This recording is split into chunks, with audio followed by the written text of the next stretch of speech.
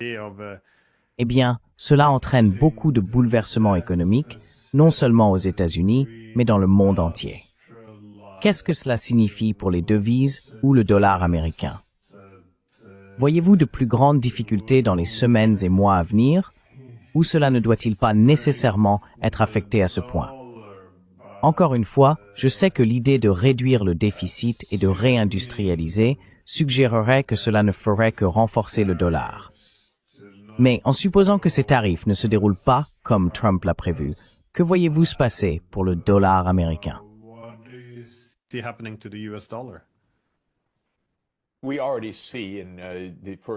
Nous voyons déjà dans les premiers jours que l'effet habituel de valeur refuge du dollar, où en période d'insécurité les gens se ruent vers le dollar, ne se produit pas actuellement. C'est le contraire qui se produit. Les gens quittent le dollar s'affaiblit. Je pense que la confiance dans l'économie américaine, la confiance dans le leadership politique américain et la confiance dans le dollar ont toutes été affaiblies par les événements de la semaine dernière. En général, j'ai soutenu que la prééminence du dollar dans le système international va de toute façon décliner de manière significative au cours des 10 prochaines années.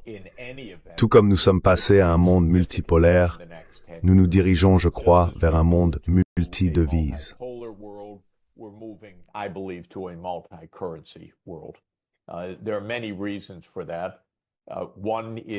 Il y a de nombreuses raisons à cela. L'une d'elles est le déclin progressif sous-jacent des États-Unis dans l'économie mondiale. La montée de la Chine, de l'Inde et d'autres nations signifie que le poids des États-Unis dans le système mondial diminue. Et cela signifie que le poids du dollar tendrait également à diminuer. Une deuxième raison est technologique. Le système de paiement basé sur le dollar américain est spécifiquement un système interbancaire qui est en fait assez dépassé. C'est le système SWIFT. Ce n'est en aucun cas une technologie de pointe. Et l'idée de passer à un système de monnaie numérique basé sur une banque centrale est susceptible de se concrétiser simplement en raison du changement technologique.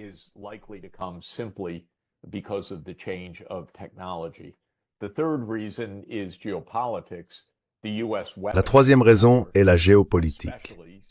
Les États-Unis ont militarisé le dollar, notamment en saisissant réellement la Belgique via Euroclear, en saisissant 300 milliards de dollars de réserves de change russes. Mais les États-Unis ont été à l'origine de plusieurs saisies de réserves de change ces dernières années. Venezuela, Russie, Afghanistan, Iran, Corée du Nord. Et cette militarisation du dollar est certainement une bonne raison de ne pas conserver votre monnaie, vos devises, vos réserves de change en dollars. Maintenant, il y a un autre point qui est que les États-Unis ont utilisé le système de règlement basé sur le dollar pour appliquer d'autres types de sanctions également.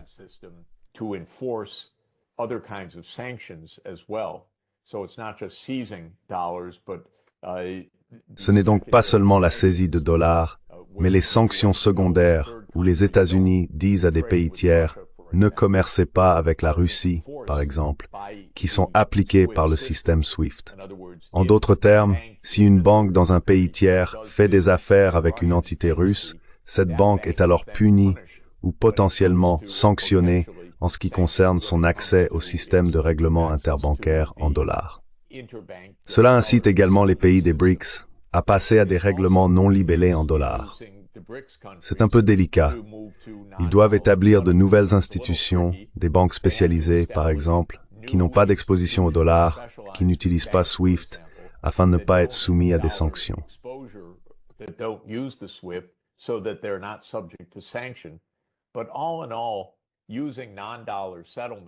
Mais dans l'ensemble, utiliser des règlements non libellés en dollars n'est pas un phénomène hautement ésotérique.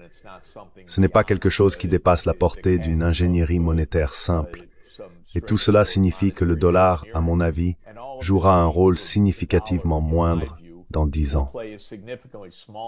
Maintenant, dire cela a aussi des ramifications géopolitiques, bien sûr, car les États-Unis ont bénéficié de plusieurs manières de la prééminence du dollar.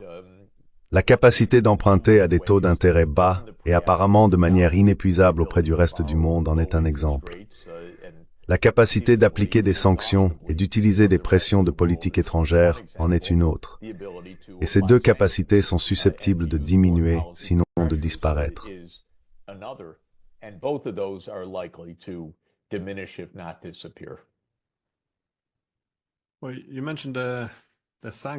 Eh bien, vous avez mentionné les sanctions, parce que bien sûr, ces tarifs ne surgissent pas de nulle part. Cela s'ajoute à la coercition économique croissante. Maintenant, on peut dire que cela vise le secteur technologique chinois, mais aussi la légalisation du vol des fonds russes ainsi que des fonds souverains d'autres pays. Eh bien, nous voyons que cela se produit maintenant. Trump semblait initialement conscient qu'il était important de reconstruire la confiance dans le système financier centré sur les États-Unis.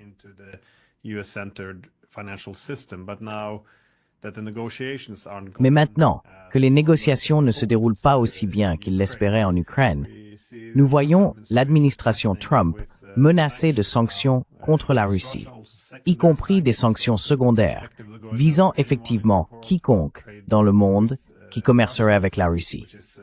C'est assez sévère, étant donné que la Russie détient une part très importante dans le commerce international de l'énergie. Mais alors que la connectivité économique continue d'être militarisée, comment voyez-vous la Chine réagir à tout cela? Parce que la situation ne semble pas stable. Elle se dégrade, du moins, il me semble, assez rapidement. Alors comment les Chinois réagissent-ils à cela, étant donné qu'ils seraient le principal rival de l'économie américaine?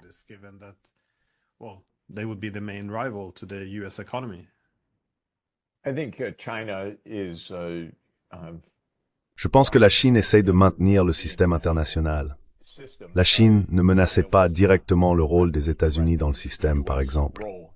La Chine ne s'est pas précipitée pour dire « utilisez le renminbi plutôt que le dollar », bien au contraire. La Chine a été hésitante et lente à internationaliser le renminbi et à ouvrir les marchés de capitaux chinois.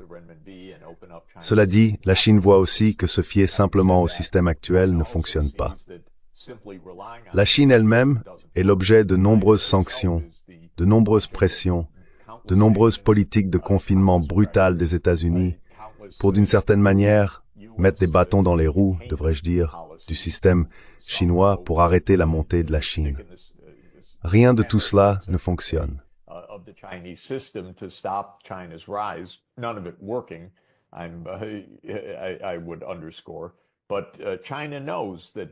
Je soulignerai que la Chine sait que le système actuel est un système hostile des États-Unis et non un système neutre.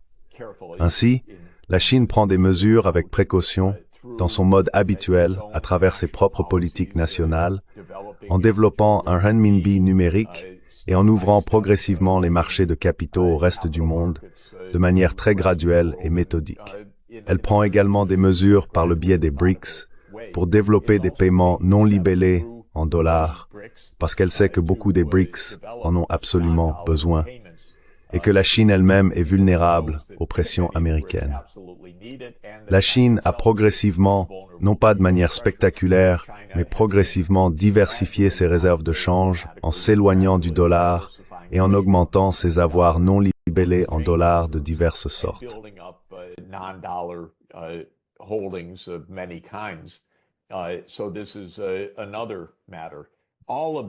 C'est donc une autre affaire. Tout cela est maintenant dramatiquement accéléré par Trump. Trump étant surmultiplié dans l'ingérence américaine dans le système international. Et je pense que nous allons voir beaucoup de diplomatie dans les semaines à venir, ou peut-être ne pas la voir. Elle se déroulera en coulisses par la Chine et d'autres pour essayer de maintenir un environnement stable. Le fait que les marchés boursiers asiatiques chutent à nouveau montre qu'il y a des enjeux très élevés dans cette affaire. Et je ne pense pas que la Chine restera les bras croisés. Je pense qu'elle essaiera de développer des alternatives stabilisatrices.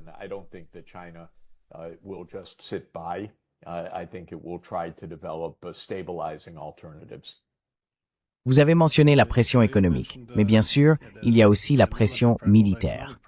Nous avons appris du New York Times à quel point les États-Unis ont été profondément impliqués dans la lutte militaire contre la Russie, surtout depuis 2022. Mais aussi maintenant, en menaçant de bombarder l'Iran, ainsi qu'en intensifiant la pression contre la Chine. Étant donné ce que vous avez décrit se passant en Asie du Nord-Est, entre les Coréens, les Japonais et les Chinois, voyez-vous une restructuration plus large du système international en raison de la pression militaire et économique? Ou avez-vous constaté des développements tangibles?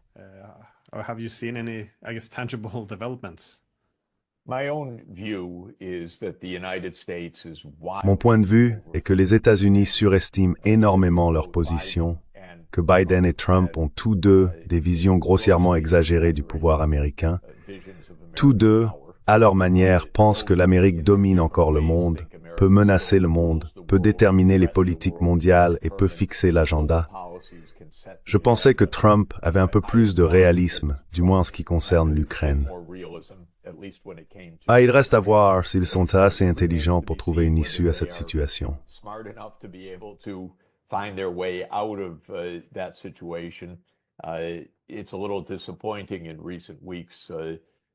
C'est un peu décevant ces dernières semaines que ce qui semblait commencer dans la bonne direction montre tous les signes typiques de la naïveté, de l'ignorance et du manque de compréhension de base des États-Unis sur ce qu'il faut faire. Dans d'autres domaines, Trump pense que le dollar américain est roi. Il pense que le marché américain est roi. Il pense que le régime de sanctions est roi. Il pense qu'il peut avoir le Groenland, le Canada ou le Panama sur simple demande. En ce moment, il y a une grandiosité dans la pensée de Trump sur le pouvoir américain, ce qui est extrêmement dangereux parce que c'est délirant. Et les délires mènent au désastre. Donc c'est une période très tendue en fait. This is a very fraught period, actually.